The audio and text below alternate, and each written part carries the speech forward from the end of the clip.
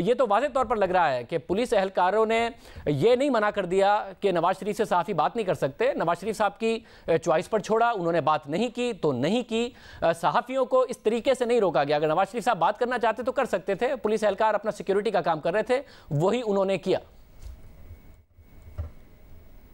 जी शाहज़ैब, पहले भी यही होता था और जब साबिक़ वज़ीर-ए-आज़म बात करना चाहते हैं तो वो ख़ुद भी मीडिया को बुलाते हैं। जब समाअत में कोई वक्फ़ा होता है या अभी जज साहब नहीं आए होते हैं तो उस वक्त वो बुलाते हैं और उनसे पूछते हैं कि क्या हाल हैं, क्या ख़बरें हैं, क्या कुछ चल रहा है। तो उसके बाद फिर सवाल जवाब का जो गैर रस्मी सिलसिला होता है वो शुरू हो जाता है। राना मशहूद का जब बयान आया था तो कुछ वक्त के लिए साबिक़ वज़ीर-ए-आज़म ने पहली दफ़ा उन्होंने गैर रस्मी गुफ्तगू की थी जब से वो जेल में हैं या उसके बाद जब उनको रिहाई मिली है। तो कभी भी मीडिया भी इस चीज़ का ख्याल रखता है कि जब साबिक़ वज़ीर-ए-आज़म बात करने के लिए तैयार हों तो तभी बात की जाए, वरना उनको गैर ज़रूरी तौर पर किसी तौर पर भी तंग ना किया जाए और ज़बरदस्ती सवाल ना पूछे जाएँ।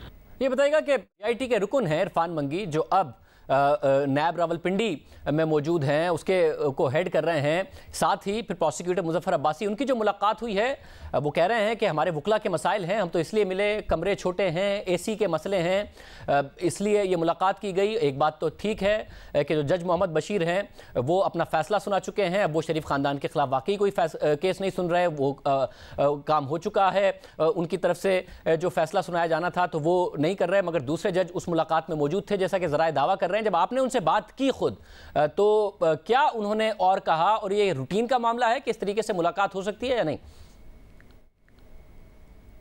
शाहज़ैब, ये मौक़िफ़ तो जो DG रावलपिंडी नैब के हैं उनका ये मौक़िफ़ है और उन्होंने हमें ये मौक़िफ़ बताया।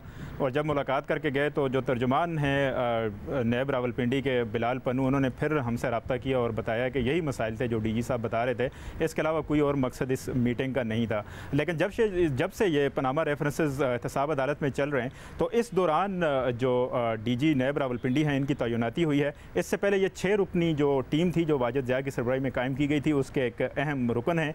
इनके हवाले से जो वकील सवाई ख्वाजा हारिस हैं उन्होंने बहुत सारे एतराज़ात किए, सवालात किए और वाजिद ज़िया से भी पूछा कि आपको मालूम है कि जो DG नैब रावलपिंडी हैं उनके ख़िलाफ़ सुप्रीम कोर्ट ने उनकी तैनाती के ख़िलाफ़ उनके अपॉइंटमेंट के हवाले से एक इंक्वायरी आर्डर की हुई है।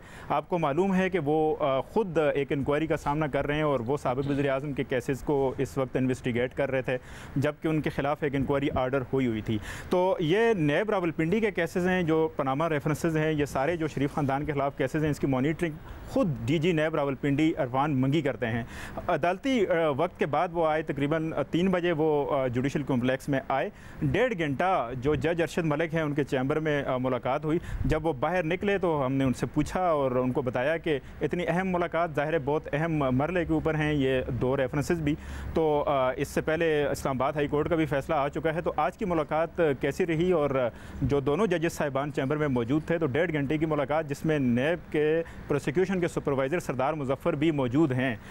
अभी सूरत हाल ये है शाहज़ैब के रोज़ाना हम देखते हैं कि जो नैब की प्रोसिक्यूशन टीम है और जो वकलाए सफ़ाई हैं उनके दरमियान सख्त तलख़ कलामी भी होती है। आज भी ये सिलसिला हुआ है। अब नैब ने एक सीनियर प्रोसिक्यूटर अकरम कुरैशी को भी अपनी प्रोसिक्यूशन टीम में शामिल किया है। वो काफ़ी सीनियर है और उनका काफ़ी तजर्बा है और आज उन्होंने संगीन इल्ज़ामात भी आयद किए जब ये सारा चल रहा था और कहा कि पूरा मुल्क लूट कर खा गए हैं और बहुत बड़ी चोरी हुई है जिसके लिए हम प्रोसिक्यूट कर रहे हैं। तो ऐसे में DG नैब रावलपिंडी जो ख़ुद बराह रास्त इन रेफरेंसेस को देख रहे हैं वो आके मुलाकात कर रहे हों और ख़ास तौर पे एवन फील्ड का फ़ैसला आ गया हो, एवन फील्ड जो जज मोहम्मद बशीर हैं जिन्होंने ये फ़ैसला दिया वो मुलाकात में मौजूद हों और जो 2 रेफरेंसेस सुन रहे हैं जज अरशद मलिक वो मुलाकात में मौजूद हों। अगर ये पहले तो हमारे जो ज़राए हैं वो ये कहते हैं कि ये इंतज़ामी उमूर होते हैं, ये नैब के दायरा इख्तियार में आते ही नहीं है और अगर किसी को कोई शिकायत हो या किसी ने कोई दरख्वास्त करनी हो तो रजिस्ट्रार ऑफिस इसी वजह से मौजूद होता है, वो उससे जाके मिल सकते हैं। अभी इस्लामाबाद के मौसम में भी खुशगवार तब्दीली आई है, अब सर्दियों की आमद है और वैसे भी ऐसी का अब